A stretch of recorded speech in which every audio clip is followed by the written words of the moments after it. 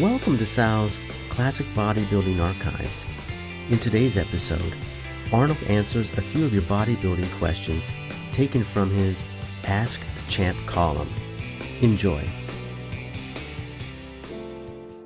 Muscle growth. I'm confused by a lot of what I read in Muscle and Fitness. One champion says he does only 5 sets per body part and always lifts heavy. Another believes in 25 sets. One even does 75 sets. I read that a certain bodybuilder trains 3 days a week, another 6 days a week, and they both claim the other is doing it wrong. Why is it you guys can't seem to agree? The reason we don't agree is that there is no one answer to the question of how to make your muscles grow. The human body is an extremely complicated apparatus, and we all are biochemically and physiologically different to some degree. That's why some people get allergies and others don't, or why one person can get fat on a diet that would cause another to lose weight. Champion bodybuilders have only one thing in common in their training. They have all found a method of training that suits them individually, that works for them. And having found that method, they have worked their tails off in training and rigorously disciplined themselves outside the gym. Becoming a champion means you're in a group that numbers only a fraction of 1% of the population. It's not easy getting into such elite company. Not all top bodybuilders are overflowing with genetic potential either.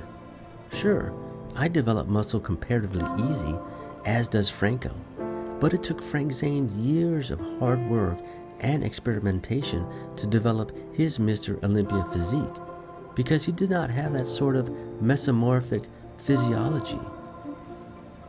So if you read that Frank does all this meditation and takes tons of supplements a day, you know it's because he's found he has to do that to be a physique champion.